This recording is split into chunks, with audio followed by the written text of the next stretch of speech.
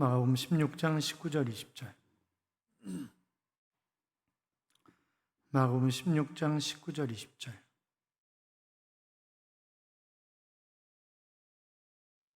다시 읽겠습니다. 주 예수께서 말씀을 마치신 후에 하늘로 올려지사 하나님 우편에 앉으시니라. 제자들이 나가 두루 전파할새 주께서 함께 역사하사 그 따르는 표적으로 말씀을 확실히 증언하시니라. 아멘. 저희가 이제 그 카메라를 자꾸 더 사고 그러려고 그러는 이유가 QR카드를 안 하려고 하는 거예요, 저희는. 왜냐하면 그게 정보가 다 새나가기 때문에 공산주의 몇 개 나라를 제외하고 하는 나라가 없습니다, 그걸. 그런데 우리는 지금 하는 거예요. 그래서 사실인지 아닌지 모르겠지만 공산주의로 가기 위한 전초 작업 아니냐, 이렇게까지 주장하는 사람들도 있어요. 그래서 저희는 그냥 그 카메라에 하면 다 되기 때문에 입력이 다 그날 누가 출석했는지 아니까, 그게 밖으로 새나가는 게 아니니까, 그래서 저희가 굳이 그것을 하고 QR카드를 안 하려고 하는 것입니다. 같이 인사할까요? 주의 이름으로 잘 될 것입니다. 더 잘 될 것입니다. 끝없이 잘 될 것입니다. 아멘.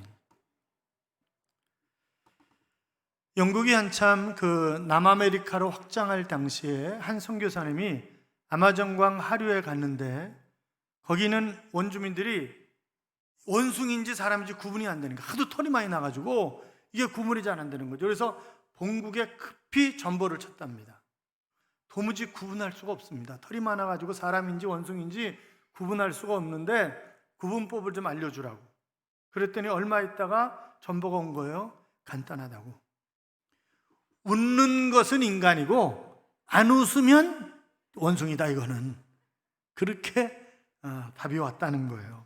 아마 인간을 가장 인간답게 하는 힘이 웃음이 아닌가, 그렇게 생각을 할 수 있죠. 그래서 웃음은 인격이다, 이런 얘기를 합니다. 웃음이 인간 인격에 가장 어울리기 때문에 그렇습니다. 그러니까 가만히 한번 생각해 보세요. 지난 주간 내가 인간으로 살았는가, 짐승으로 살았는가, 가만히 한번 생각을 해봐요. 한번 호통하게 웃으면 비타민 200만 원어치 이상을 먹은 효과가 있다고 하는데, 웃을 일이 별로 없지만 옆에 사람 한번 쳐다보고 호탕하게 한번 웃어볼까요?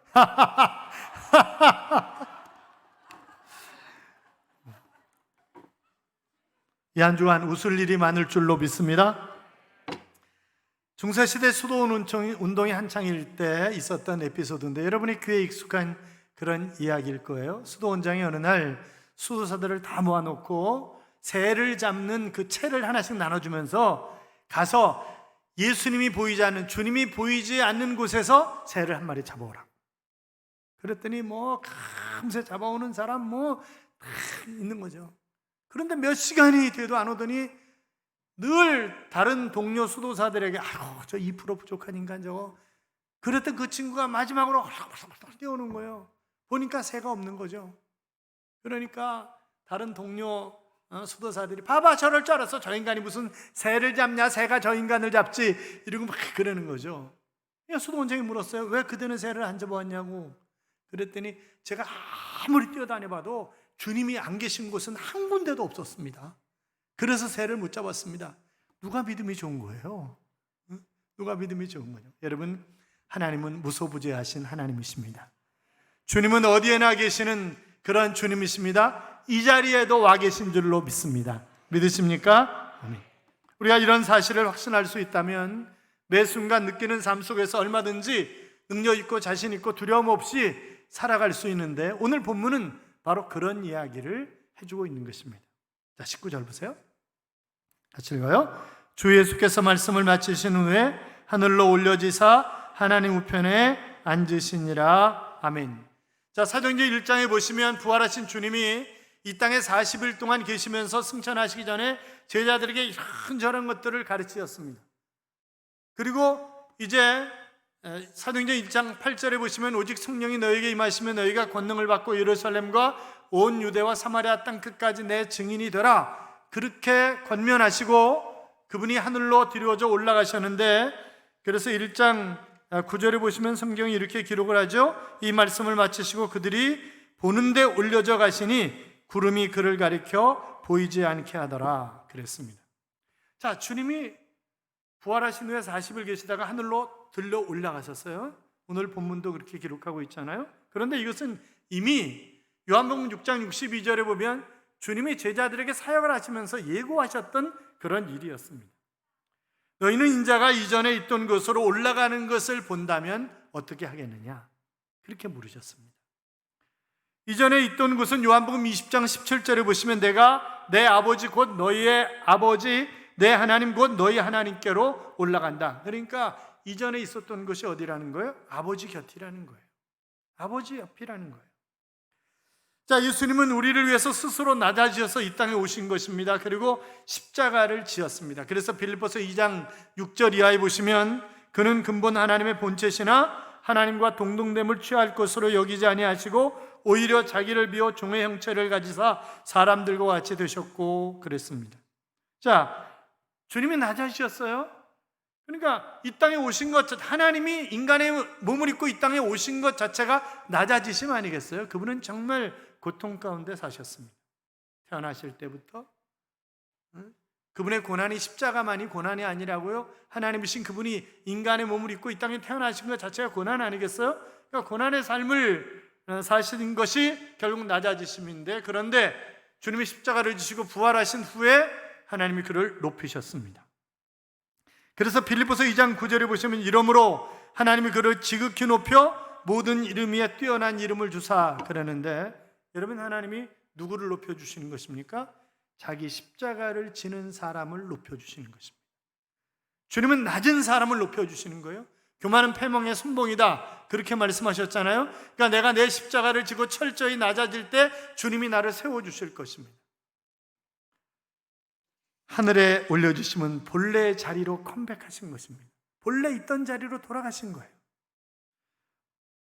사랑하는 여러분, 바로 하늘에 계신 주님, 그 주님이 나를 내려다보고 계신다. 다시 한번 19절 다시 한번 봐요. 19절 다시 한번 봐요.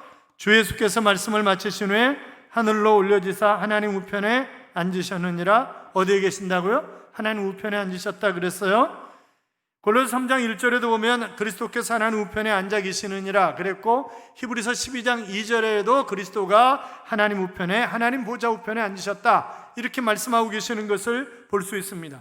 예수님이 공회에서 재판을 받으실 때 누가복음 22장 69절에 보시면 인자가 하나님의 권능의 우편에 앉으리라. 자, 그러니까 하나님 우편이라고 하는 것은 권능의 자리라는 거예요. 거기 앉으셨다는 거예요. 에베소 1장 20절 이하에 보시면, 자, 에베소 1장을 좀 펴보실래요? 에베소 1장. 이따가 찾아요. 그냥 지금 읽을게요. 그냥 그의 능력이 그리스도 안에서 역사하사 죽은 자 가운데서 다시 살리시고 하늘에서 자기의 오른편에 앉히사 모든 통치와 권세와 능력과 이 세상뿐 아니라 오는 세상에 일컫는 모든 이름 위에 뛰어나게 하시고 또 만물을 그의 발 아래 복종하게 하시고, 이제 하나님이 예수 그리스도가 하나님 우편에 앉으신 것을 지금 설명하고 계시는 그런 부분입니다만, 여러분, 보좌는 왕이 앉는 자리입니다. 보좌 우편에 앉았다는 것은 동등한 위치에 있다는 거잖아요. 그러니까 우리가 그 전에 싱가포르에서 북미 정상회담 할 때 그 트럼프 대통령하고 김정은이 같이 옆에 앉잖아요. 이렇게 옆에 앉잖아요. 아니, 미국과 북한을 어떻게 비교를 할 수가 있겠어요? 미국의 대통령은 전 세계의 대통령이에요. 북한은요, 우리 동족이지만 딸아지야. 맨날 생떼만 쓰는 애들이잖아요. 그런데 어떻게 갔냐고. 그런데 뭐예요? 동급이라는 거예요. 옆에 앉는 것은 동급. 너도 대통령, 나도 대통령이라는 거예요. 동급이라는 거예요. 그래서 곁에 앉는 거예요. 여러분, 우리가 믿는 예수님은 근본 하나님의 본체이십니다. 영원토록 삼위일체 하나님이십니다. 전능하신 하나님 우편에 앉아 계신 것을, 서 계신 것을 본 사람이 있죠? 누구예요? 스데반. 사도행전 7장 55절 이하에 보면 스데반이 성령 충만하여 하늘을 우러러 주목하여 하나님의 영광과 및 예수께서 하나님 우편에 서신 것을 보고 말하되 보라, 하늘이 열리고 인자가 하나님 우편에 서신 것을 보노라. 그러니까 순교 당할 때까지 하나님이 저들이 알지 못해서 그럽니다. 저들을 용서하십시오. 그리고 묵묵하게 돌을 맞으며 순교했던 이 스데반에게 주신 하나님의 은혜는 예수님이 보좌 우편에 서신 것을 보는 것이었습니다. 그래서 그는 담대하게 죽음을 맞이할 수 있었던 것이죠. 에베소 2장 6절에 보시면 또 함께 일으키사 그리스도 예수 안에서 함께 하늘에 앉히시니 그랬고, 요한계시록 4장 4절에 보시면 또 보좌에 둘러 24 보좌들이 있고 그 보좌들 위에 24 장로들이 흰 옷을 입고 머리에 금관을 쓰고 앉았더라 그러는데, 24 장로는 성도들을 대표하는 것입니다. 그런데 예수님 보좌 옆에 앉았다는 거예요. 여러분, 지금은 차별금지법 때문에 나라가 시끄럽습니다. 아니, 이름 바꿔야 됩니다. 무슨 차별금지법입니까? 동성애하는 놈들 기세워주자, 살려주자, 그리고 반대하는 놈들 처벌하자, 그런 법이지. 그렇잖아요? 솔직히 얘기를 해야지. 이진행 목사님이 심호하시는 김제중앙교회 나인권 장로님이라고 하는 분이 계십니다. 그분은 전북도의 의원입니다. 그런데 이분이 그 정의당에서 차별금지법 발의했잖아요. 그걸 만장일치로 통과시키자고 얘기를 하니까 이분이 이렇게 얘기를 하셨어요. 차별금지법은 단순히 동성애뿐만이 아니라 동물성애, 시체성애 등 사람이 가지고 있는 변태적 성욕을 표출하는 수많은 음란한 수단과 방법을 성소수자라고 존중해야 할 가치와 대상으로 바꾸려고 하는 그런 법이 아니냐. 차별금지법이 통과되면 유치원부터 초중고 정규과정에 동성애에 관한 교육과정이 들어가게 된다고 하는데, 부모가 교육을 거부하거나 아이들 간에 이러한 주제를 토대로 갈등이 생길 때 이 법을 통해서 자녀가 부모를 고소할 수도 있고 자녀 양육권도 박탈당하게 된다. 이게 무슨 법이냐. 그러므로 이것 통과시킬 수 없다. 강력하게 주장을 해서 차별금지법 찬성 11표, 반대 21표, 기권 3표로 부결됐습니다. 우리 나장로를 위해서 뜨거운 박수 한번. 전라도니까 그분 민주당이에요. 그런데 그거 금지시킨 거예요. 왜? 신앙 양심상 있을 수 없는 얘기라는 거죠. 그건 말도 안 되는 그런 얘기라는 거죠. 여러분, 사극에 보면 왕 옆에 누가 앉습니까? 왕비가 앉습니다. 왕자, 공주가 앉습니다. 그런데 하나님께서 성도들을 예수님 보좌 옆에, 하나님 보좌 옆에 앉혀주시겠다는 거예요. 왜요? 우리가 하나님 자녀잖아요. 우리가 왕자잖아요. 하나님 나라의 왕자잖아요. 공주잖아요. 그러니까 그렇게 인정해 주시겠다는 거예요. 그게 얼마나 감사해요. 그렇잖아요? 사랑하는 여러분, 그렇기 때문에 우리가 누구에게 기죽고 살 필요도 없습니다. 그러나 누구를 무시하고 살아도 된다는 얘기는 결단코 아니죠. 자, 잊지 마시기 바랍니다. 우리도 예수님처럼 하나님 아버지의 뜻을 위해서 평생 자기 십자가를 지고 살다가 주님 품에 앉는 것입니다. 그런데 개털 모자 쓰고 옆에 앉으면 안 되잖아요. 그러니까 뭔가 내가 주님을 위해서 일을 해서 그래서 받을 상급을 가지고 면류관을 가지고 주님 옆에 같이 앉아야지, 아무것도 안 해가지고 개털 모자 쓰고 옆에 앉아가지고 음매 기주고 이러고 있으면 되겠냐고. 그건 아니지 않냐. 사랑하는 여러분, 늘 감사하며 살아가시기 바랍니다. 승리하신 예수님은 그러면 하나님 보좌 우편에서 뭘 하시냐 이 말이죠. 그분이 보좌 우편에서. 그러면 여기 보좌 우편이라고 하는 것이 오른쪽 그런 공간을 의미하는 건 아니에요. 그러면 그 하나님이 제한된 영역 속에 계시는 분으로 되는 것이기 때문에 그런 의미가 아니라 이것은 상징적인 그런 의미인데, 바로 하나님과 동등한 권세, 능력, 영광, 힘, 이런 것을 상징적으로 말씀하고 있는 그런 부분입니다.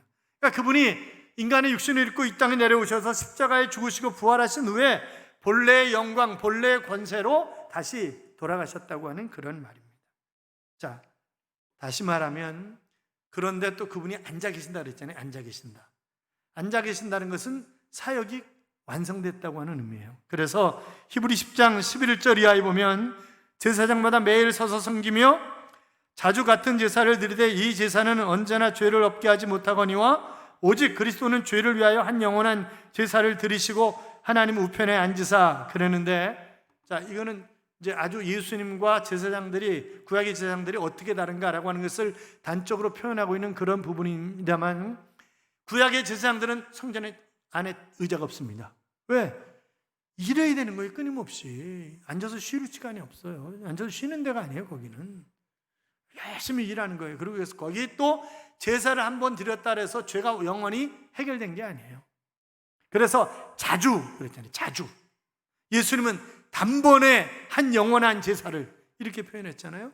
그리고 구약의 제사장들은 서서 그랬고 예수님은 앉으사. 그래서 예수님이 십자가상에서 내가 다 이루었다라고 하는 것은 바로 구속을 완성했다고 하는 그런 의미 아니겠어요? 그래서 그 예수님을 믿으면 내 죄가 사함받을 뿐만이 아니라 내가 구원받은 하나님의 자녀가 된 것을 확인할 수가 있는 것입니다. 사랑하는 여러분, 예수님은 이제 3년 동안 공생애 하시더니 가셔서 편히 쉬시는구나, 그렇게 생각하시면 안 돼요. 앞서 말씀드렸지만 스데반도 서 계신 주님을, 그렇잖아요?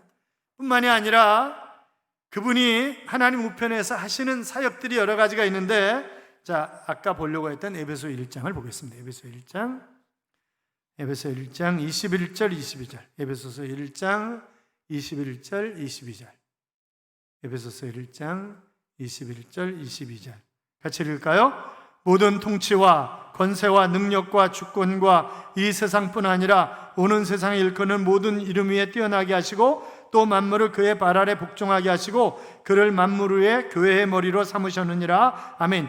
자, 예수님이 교회의 머리가 누구라고요? 예수님이라고요. 그래서 예수님이 교회의 머리 되신 예수님이 교회를 통해서 만물을 통치하신다 하는 그런 말씀. 아니, 십자가에 못 박혀 돌아가시고 승천하시고 하나님 보좌 우편에 앉아 계시는데 어떻게 통치를 해? 그렇게 생각할 수 있잖아요. 여러분, 요새는 세상이 참 발달을 했습니다. 저희 비전센터도 그렇고 교회도 그렇고, 물론 교회는 밤에 기도하시는 분들이 있어요. 비전센터도 다 세콤을 해놓습니다. 다 세콤을 해놔요. 그래서 딱 세콤을 여는 순간 제 핸드폰으로 문이 누가 열었다고 딱 들어옵니다. 바로. 그리고 카메라 8대가 전부 돌아가면서 감시를 합니다. 그러니까 이 사람이 부교육자가 가다가 어디 놀다 갔는지 다 드러나는 거예요. 다. 그리고 잔디에 물을 주고 또 이게 해야 되는데 물을 주는지 안 주는지 실시간으로 실황 중계가 돼요. 그러니까 교회도 저녁에 딱 퇴근할 때 세컴을 해놓으면 들어가서 옆 문으로 들어가서 돌아다닐 수 있는 한정된 공간이 있어요. 카메라가 미치지 않는. 그래서 들어와서 밤에 기도하시는 분들 이렇게 한정된 공간에서 움직이시는 거예요. 만약 그 이상을 벗어나면 바로 세컴 울리고, 그게 새벽 1시간, 2시간째 저한테 바로 전화 옵니다. 목사님, 지금 침입했습니다. 저희가 출동합니다. 이러고 나옵니다. 비전센터도 마찬가지예요. 누가 문을 열고 들어가나 그럼 바로 세컴이 출발을 하고 옆에 파출소에서 출동을 합니다. 그렇게 돼 있는 거예요. 이제 앞으로 차 운전면허도 필요 없는 거잖아요, 앞으로. 왜냐하면 내가 어디까지 간다고 딱 입력을 해놓으면 지가 알아서 가장 빠른 길로 가. 그렇잖아요. 그리고 이미 그 핸드폰으로 스위치 누르면 집에 있는 커튼 열리고 닫히고, 뭐 아침에 앉혀놓은 밥 핸드폰으로 누르면 밥 되고, 다 그런 시대가 오는 거잖아요, 지금. 사람들이 굉장히 편리해질 거예요. 그러나 시간이 많아지는 거잖아요. 그 많은 시간을 내가 어떻게 사용하느냐에 따라서 정말 질 높은 삶을 살아가는 사람이 있는가 하면 진짜 할 일 없는, 그래서 아주 인간 이하의 짐승 같은 그런 삶을 사는 사람들이 무지기수로 많아질 거라고요. 아니, 사람의 재주도 그런데 전지하신 하나님이, 전능하신 하나님이 그 어떤 것인들 못하시겠어요? 그렇잖아요. 그러니까 아니 뭐 올라가셨는데 어떻게, 그렇게 얘기를 우리가 할 필요가 없는 거지. 그렇잖아요. 사랑하는 여러분, 주님은 우리와 함께 하시는 하나님이십니다. 우리를 보호하시는 하나님이십니다. 그분은 하나님 보좌 우편에서, 그러나 그분이 그 보좌 우편에서 하시는 사역이 통치의 사역뿐만이 아니라 중요한 역할이 있어요. 요한일서 2장을 보세요. 요한일서 2장. 요한일서는 신약 성경 거의 끝에 부분 가까이 가서 있어요. 요한일서는 요한 2서 바로 앞에 있습니다. 요한일서 2장 1절. 요한일서 2장 1절 같이 읽어요. 나의 자녀들아, 내가 이것을 너희에게 쓰면 너희로 죄를 범하지 않게 하려 함이라. 만일 누가 죄를 범하여도 아버지 앞에서 우리에게 대언자가 있으니 곧 의로우신 예수 그리스도라. 아멘. 자, 우리에게 대언자, 하나님 앞에서 대언자는 변호사예요. 하나님 앞에서 우리를 변호해 줄 사람이 있다는 거예요. 그가 누구라는 거예요? 예수님이라는 거예요. 예수님. 우리가 죄를 졌어요. 하나님 우리를 징계하시려고 해요. 그러면 딱 변호사가 등장을 하는 거예요. 예수님이 등장을 하셔서 제가 대신 그것 때문에 물과 피를 다 쏟으며 십자가에 못 박혀 죽었습니다. 그러니까 용서하십시오. 그러면 하나님은 알았어? 그러시는 거예요. 그게 대언자예요. 변호사라고요. 여러분, 변호사가 누구냐에 따라서요, 이건 완전히 달라지는 겁니다. 상황이 완전히 달라져요. 그래서 비싼 변호사들을 쓰고, 요새도 그런지 잘 모르겠는데 바로 뭐 부장판사를 했다든지 뭐 부장검사를 했다든지 고검장을 했든 이런 사람들은 억수로 돈을 많이 주고 변호사로 쓰잖아요. 제가 총회장 하면서 재판을 많이 해봤기 때문에 변호사를 한번 뭐 때문에 이제 변호사를 썼는데 1억 달러 그러더라고. 1억. 그 깎았죠. 3,300으로 3천만 원하고. 그러니까 많이 깎았어요. 깎기도 재판에 졌잖아요. 그러니까 1억 줘야 이긴다는 거예요. 1억 줘야. 변호사 손 들어보세요. 웃기는 변호사들 많아요. 이쪽 피고와 원고 사이에 각기 변호사가 있잖아요. 지들끼리 돈 주고 사. 얼마나 웃기는지 몰라요. 돈 있는 놈이 이기게 됐어요. 결국 보면. 그런데 한 변호사님이 임종이 가까웠어요. 예수 믿지 않은 분인데. 그래서 그 이야기를 듣고 이제 교인이 잘 아는 사람이라 병원 신방을 갔죠. 신방을 가서 변호사님이시라면서요. 그랬더니 그 죽어가는 목소리로 네, 그렇습니다. 그러세요. 제가 정말 궁금한 게 있는데 변호사님은 승률이 몇 %나 되세요? 그걸 어떻게 일일이 다 계산을 하겠어요? 이길 때도 있고 질 때도 있는 거죠. 그래요. 그런데 사람이 한 번 죽은 다음에 심판을 받아요. 그러면 그때 변호를 해줄 사람이 필요해요. 죄 문제 변호를 해줄 사람이 필요하는데 승률 100%를 가지고 있는 분을 아는데 제가 소개시켜 드릴까요? 그게 말이 되냐고. 승률 100%가 어딨냐고. 성질을 팍 내면서 눈을 동그랗게 뜨더래요. 그래서 예수님이에요. 그분은 한 번도 져보신 적이 없어요. 그래서 그분에게 변호를 맡기면 그러면 무조건 승소하는 거예요. 그 죄 문제 해결되고 천국 갈 수 있다니까요. 천국 가실래요? 지옥 가실래요? 깨갱그러면서 천국 가겠습니다. 그래가지고 예수님 영접하고 편안하게 눈을 감고 갔대잖아요. 여러분, 예수님은 그런 역할을 하시는 것입니다. 뿐만이 아니라 그분이 하시는 역할이 있어요. 비슷한 역할이지만 중보사역입니다. 하나님과 우리 사이에 중간 역할을 해주시는 거예요.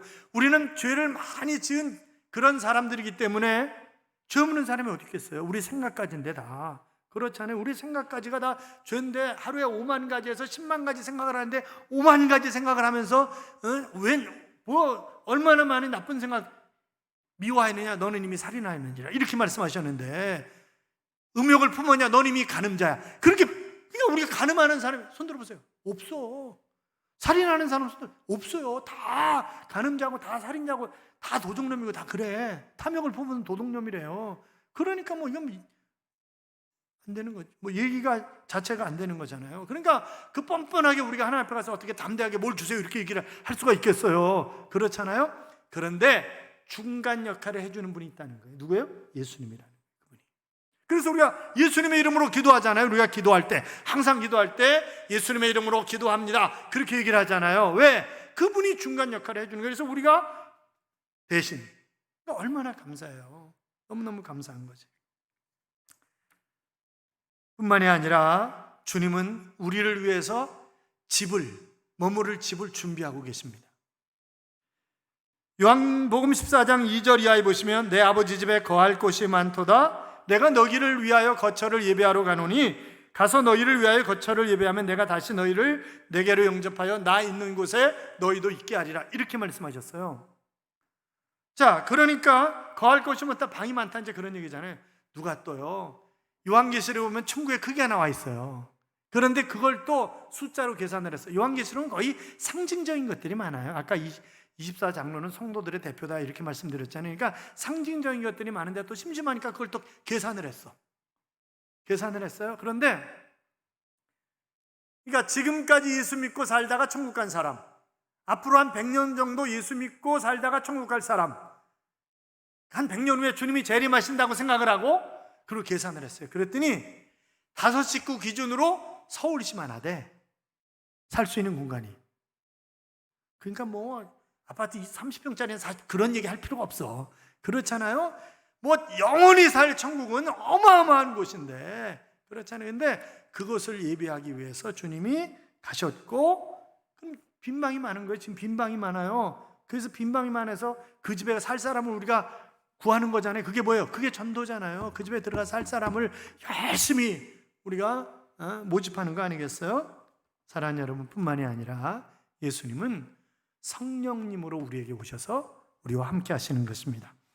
요한복음 15장 26절에 보시면 내가 아버지께로부터 너에게 보낼 보혜사 곧 아버지께로부터 나오시는 진리의 성령이 오실 때에 그가 나를 증언하실 것이요 그랬습니다. 사도행전 2장 33절에도 보면 하나님의 오른손으로 예수를 높이심에 그가 약속하신 성령을 아버지께 받아서 너희가 보고 듣는 이것을 부어주셨느니라 그랬습니다. 여러분, 그러니까 성령이 우리 안에, 성령의 기름 부음을 우리에게 허락하셨는데, 왜냐? 아름다운 덕을 선전하게 하심이라. 그러니까 복음 증거하라고 보내셨어요. 우리 인생, 우리 가정, 우리 교회, 우리 인류의 역사가 주님 손에 달려있는 것입니다. 여러분, 남북이 심각한 갈등을 겪고 있습니다.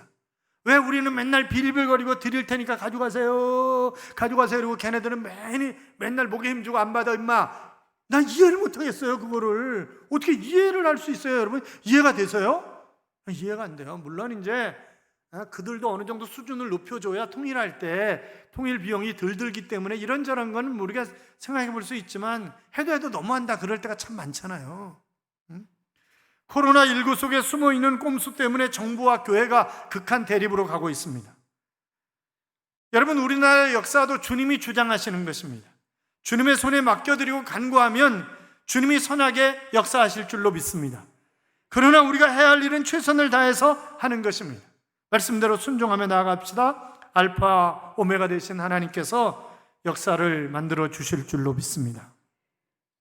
제자들이 사방에 흩어져서 이런 주님을 믿고 복음을 전파할 때 놀라운 역사가 일어나는 거예요. 20절 봐요. 20절 같이 본문으로 돌아가서 20절 봐요. 제자들이 나가 도로 전파할 때 주께서 함께 역사하사 그 따르는 표적으로 말씀을 확실히 증언하시니라. 아멘. 자, 제자들이 순교할 정도의 각오를 가지고, 아니 실제로 순교하면서 그들이 붙잡혔던 곳에 다시 돌아와서 복음을 전하고 있는 힘을 다해서 생명을 거는 이유가 뭐예요? 주께서 그들에게 힘을 더하셨기 때문에. 그들 힘으로가 아니라 주님이 함께 하셔서. 여러분, 주님이 이렇게 말씀하셨죠. 세상 끝날까지 너희와 항상 함께 있으리라. 그 약속대로 세상 끝날까지 우리와 함께 해주시는 거예요. 뭘로? 성령으로 우리에게 오셔서. 그래서 요한복음 14장 16절 이하에 보면 내가 아버지께 구하겠으니 그가 또 다른 보혜사를 너희에게 주사 영원토록 너희와 함께 있게 하리니 그는 진리의 영이라. 세상은 능히 그를 받지 못하나니 이는 그를 보지도 못하고 알지도 못함이라. 자, 다른 보혜사를 너희와 주고 그가 너희와 함께 거하심이라 그러는데 결국 그가 누구라는 거예요? 성령이시라는 거예요. 그러니까 내가 예수 그리스도를 구주와 주님으로 영접할 때 성령이 내 안에 오시는 거예요. 그리고 세상 끝날까지 나와 함께 하시는 거예요. 나를 떠나시지 않아요. 구약에는 오셨다가 떠나셨어요. 그런데 예수 그리스도가 이 땅에 오셨다가 가신 뒤에는 성령이 오신 다음엔 그 다음엔 안 떠나요. 떠나지 않습니다. 그러니까 여러분 안에 누가 계세요? 성령이 계신다고요? 그 성령은 주님이에요. 예수님이에요. 그래서 우리가 성령 행전이라고 일컬어주는 사도들의 행전이라고 얘기하는 사도행전에 보면 그런 말씀이 굉장히 많이 나와 있는 것을 볼 수 있습니다. 주의 영이, 주께서, 주의 손이, 성령이, 예수의 영이 이렇게 끊임없이 말씀하고 있는 것을 우리가 볼 수 있는데 부활하신 예수님이 우리와 함께 계십니다.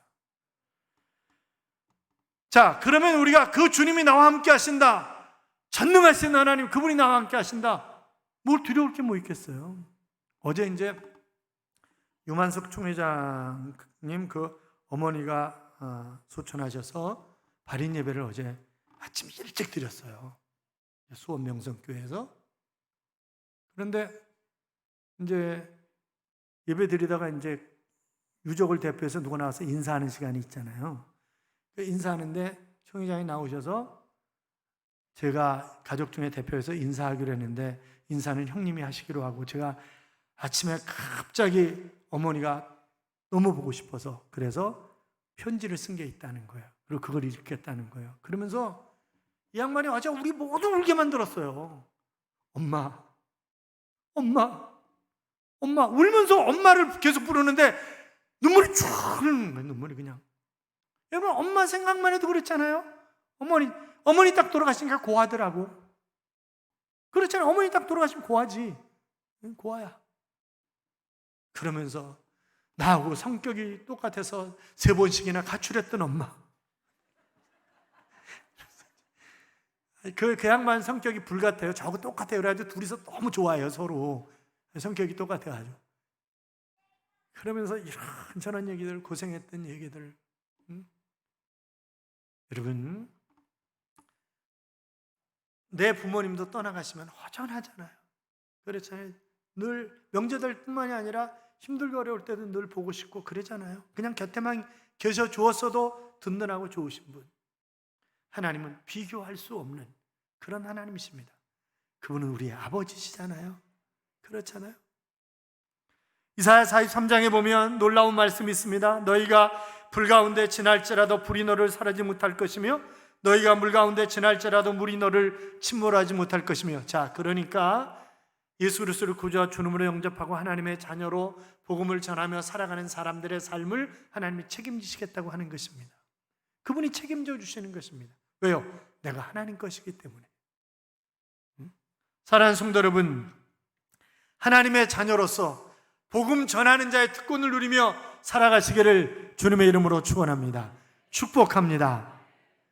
마가복음 끝났어요. 하나님께 영광의 박수. 제가 그 전에 그 개척해가지고 삼각교회에 있을 때 88년 10월 말에 개척을 했어요. 그런데 삼각교회에 있을 때 정말 저를 힘들게 하는 집사님이 있었어요. 그래가지고 저 인간을 설교로 때려잡아야 되겠다 이렇게 생각을 한 거예요. 설교로 잡아야 되겠다. 그래가지고 그 사람을 위해서 설교 준비를 열심히 했어요. 그 사람은 절대 주일날 결석을 안 하는 사람이에요. 그 주에 안 나왔어요. 그래가지고 한 달 후에 다시 또 열심히 또 준비한 거예요. 그 사람 때문에 열심히 포커스를 그에게 맞춰가지고 준비해가지고 또 안 나왔어. 근데 성령이 저한테 그러시더라고요. 야, 너나 잘해. 야, 너나 잘해. 너는 뭐 내 마음에 드는 줄 아냐? 너나 잘해. 그래서 제가 그때 회개하고 창세기서부터 쭉, 창세기 끝나고 또 신약으로 갔다가 또 여호수아로 갔다가 또 사사기로 갔다가 뭐 다니엘로 갔다가 또 마가복음으로 갔다가 뭐 이러고 이러는 거예요. 사랑하는 여러분, 이 한 주간도 담대하게 복음을 전하며 살아가시기 바랍니다. 주의 능력이 함께 하실 줄로 믿습니다. 주님이 동행하실 줄로 믿습니다. 성령이 우리를 도와주실 줄로 믿습니다. 놀라운 역사를 행하는 능력 있는 한 주간의 삶이 되시기를 주님의 이름으로 축원합니다. 축복합니다. 이런 찬양이 있죠. 나의 안에 거하라. 나는 내 하나님이니 모든 환난 가운데 너를 지키는 자라. 두려워하지 말라. 내가 널 도와주리니 놀라지 말라. 내 손 잡아주리라. 내가 너를 지명하여 불렀나니 너는 내 것이라. 내 것이라. 너의 하나님이라. 내가 너를 보배롭고 존귀하게 여기노라. 너를 사랑하는 내 여호와라 라고 하는 그런 찬양입니다. 우리가 주님 안에 거하면 주님은 우리를 지키시는 하나님이십니다. 두려워할 필요가 없습니다. 왜요? 그분이 나를 도와주십니다. 믿습니까? 우리 함께 주님을 생각하면서 함께 찬양합니다.